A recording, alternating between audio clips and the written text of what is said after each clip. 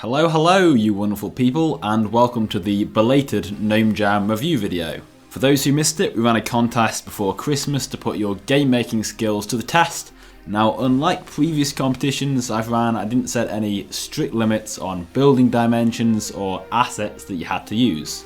Instead, I just set a blanket theme of Christmas is stolen and opened it up to you guys. This really left a lot of potential avenues for everyone, and it's been amazing to see everyone's take on such a simple theme. A massive congratulations to everyone who entered, and I hope you're all proud of what you created in such a short amount of time. I know I've really enjoyed playing all your creations, and although unfortunately I'm not able to do a review of every single game in this video, I have tried to get footage where I could and to make the slideshow you're seeing now. For this GnomeJam, I'm awarding 1,000 jigsaw pieces to the top 10 finishers, and the competition was particularly fierce for these top places. So before we announce them, I'd like to make a few honourable mentions for games that didn't quite make the cut, but I wanted to highlight them anyway. The first of these is from a team called Low Budget Development, and they've made a game called It's My Christmas, where you steal Santa's sleigh and deliver the presents yourself instead. I thought this was a really neat idea, and while some of the mechanics probably aren't the smoothest, it's perfectly playable, and I thought they did well with the time they had. I really like that they took the time to randomise the path of the sleigh, which is a fantastic addition for any potential replayability. Another good concept was Take Back Christmas from Bobby Green. It was by far the largest map submitted, and I enjoyed the attempt at an entire open world experience. While it might not have the same calibre of building as some of our other entries, I think it goes to show you can still do a lot, even if you're not the most skilled, and it looks like a lot of work probably went into this, setting up all the different NPCs with dialogue trees that you can talk to help find the location of presents. Next up, in the design department, we have Frostyarder's Christmas from Dev Maximum. He created some amazing game areas that really took advantage of the new lighting engine. I really like the look of these levels. I was also blown away by the detail in this flood escape experience called Festive Overflow from Proden456. It's another really beautiful looking game, and the only critique I had was it almost felt a bit too cramped in with everything. Finally, another great game that I enjoyed and we even played on stream was The Missing Presents by Pizza Thief 1000. It's a great example of a simple game, in this case an obby, being executed and presented really well. Admittedly, it was absolute chaos when we tried to play it on stream with 30 odd people, but it was never meant for that.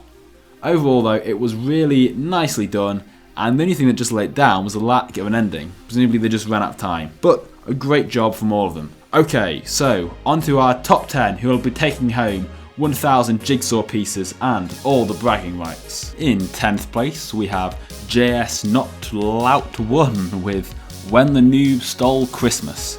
There are 3 levels to this game, where Santa sends you on quests to find his stolen presents and reindeers before finally freeing the elves at the end. This is what I'd call a fetch quest style game, and while this type of game can be in danger of quickly becoming repetitive, I thought they did a pretty good job of trying to keep things entertaining by adding a few elements here and there, such as these noobs I had to dodge while finding some of the presents, and an obstacle course I had to guide this reindeer over. It also has a healthy soundtrack along with lots of sound effects on item pickups which help make each action a little more satisfying. The last task was probably my favourite, as it combined all kinds of different mechanics such as a quick obby, a simple block based colour puzzle, and it even had the finishing touch of having the elves walk out of the cage after you've released them, even if it was a little buggy.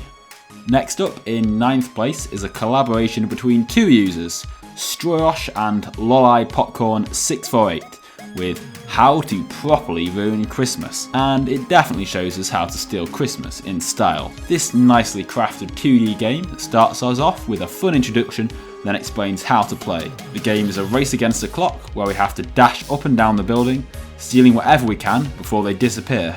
You're awarded more points for different items, but they do take longer to steal, so it adds an interesting level of strategy. Do I travel all the way up to the top floor to take the Christmas tree, or should I just take this gift for 2 points instead? Once you've finished the round, you get a tally of how well you did, which makes it more competitive, and it could easily be adapted into a multiplayer minigame, for example. I did notice a couple of bugs in places, and the teleport service is always a bit unreliable too, but overall I was really impressed with this entry.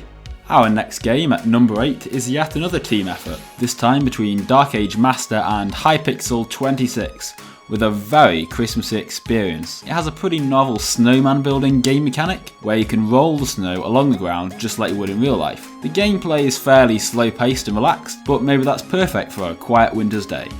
Of course, it's not all plain sailing, as once your snowman is complete, it is cruelly destroyed by that nasty Grinch on the mountain, and you soon find yourself in a little boss fight with the Grinch.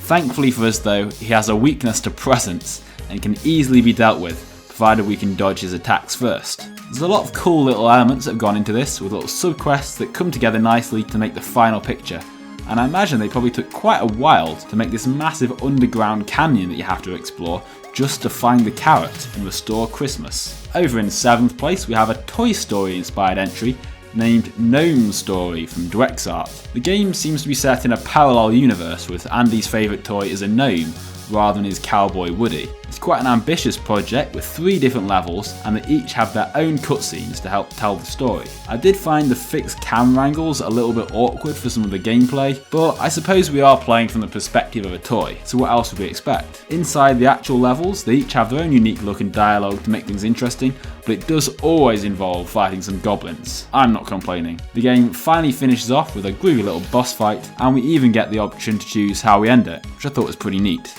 In 6th place we had a rather intriguing game by the name of Gnome Before Christmas by Rip Jolly. As far as Christmas games go, this one was pretty spooky with its SCP inspired theme. It's a story game which involves you travelling to Gnomecode's house and down into his basement to discover the epitome of evil, Gnome Build, safely locked away. Predictably enough though, he escapes before evolving into the even more terrifying Grinch Code. There's a really nicely made chase scene here with a few NPCs, and we then see how he's destroyed and terrified the town in his wake. Technically, there's not really a lot of gameplay here. It's more like a movie with all the different cutscenes, but it never really feels static thanks to all the action animations, and I really appreciate the work that's gone into this, and the storyline has done a fantastic job here. Great work. Next at number 5 is Polar Penguin 878 with his creation Christmas is Stolen. The game starts off with us receiving a letter through the door from a certain Halloween Inc. And it soon becomes apparent this game actually takes part in the same universe as their last entry from the Halloween GnomeJam. I thought this was really clever how they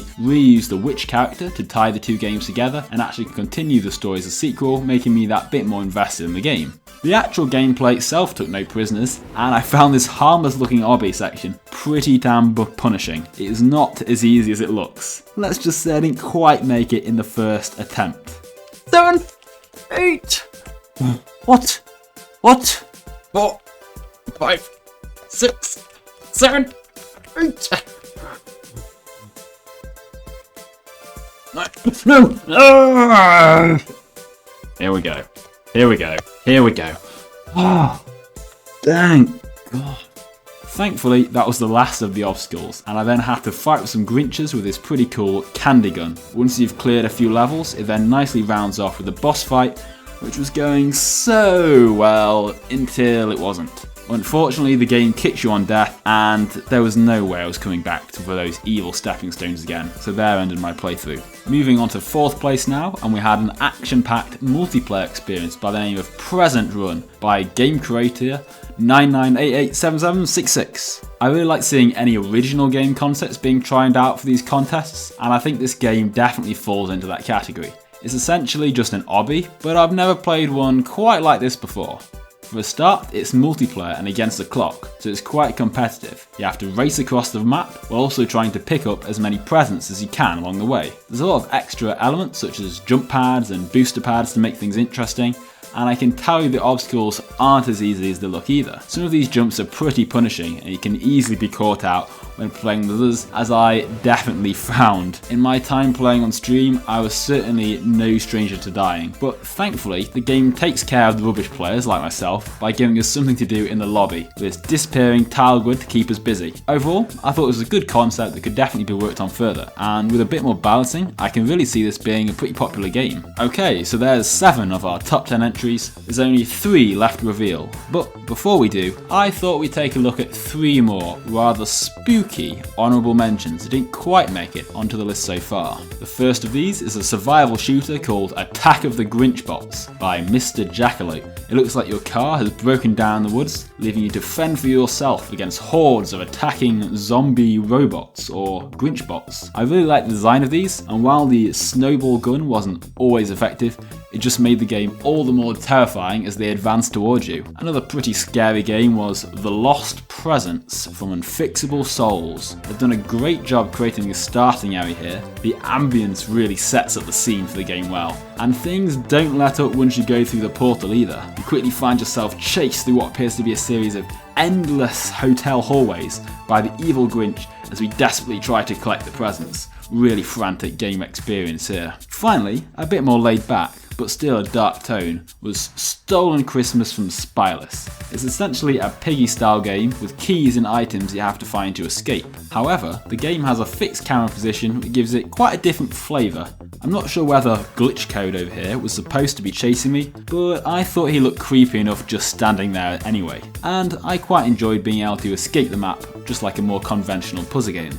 And there we have it. It's finally time to reveal the gilded top 3 places who, in addition to the 1000 pieces, will also have the honour of being able to design a custom teddy skin for the game. In the contest so far, we've already had many games featuring great boss fights, and these next games are no stranger to one either. In fact, we have a bit of a battle of boss fight battles going on here, with Keeper of the Forlorn Plains by Tominus, and Battle against the Christmas Devourer from Alika 0946. Both these games going head to head for the big prize. They've both done a fantastic job, and I didn't want to split the honour. So they're both tied at 2nd place. Well done to the both of you.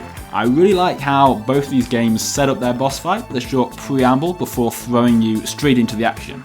Tominus did a really good job here with a cutscene that looks like it's come straight out of a AAA game action sequence, with this beautiful cinematic shot which sees us roll off the hillside before the behemoth monster is revealed towering over us. These games had probably some of the most difficult boss fight mechanics that were submitted, and I'm not ashamed to admit that after several attempts I completely failed at trying to beat Tominus's boss. Thankfully though, Alika 0946 saw this coming and provided a super helpful little admin window for me. Super appreciated this, as it allowed me to see the whole game, which I don't think there was much chance of me doing otherwise. The action scenes here are really cool, and there's lots of different attacks from the boss as well. I expect to see though a Gnome Code cheat mode in every game going forward. If not, I'm going to be very disappointed.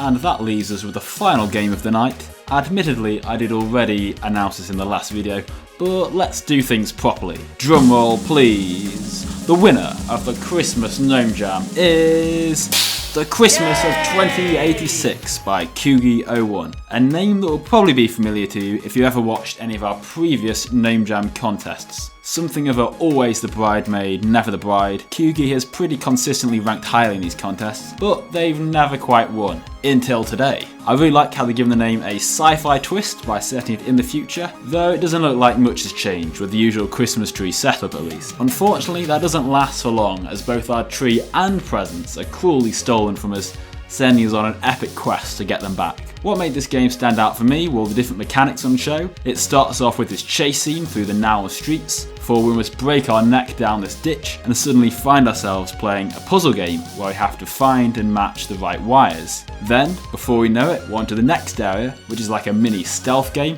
where we scurry around dodging Grinches, as I explained beautifully on the stream. Like, see his vision where he can see. See his vision where you can see. What do you mean?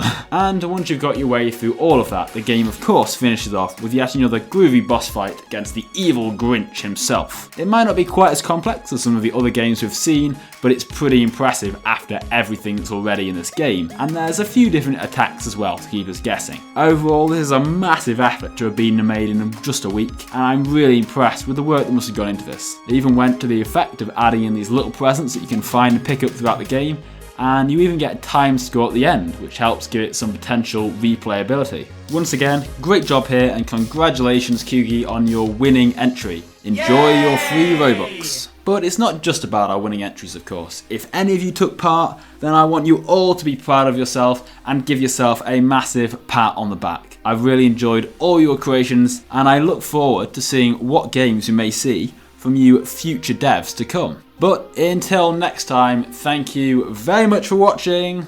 Goodbye!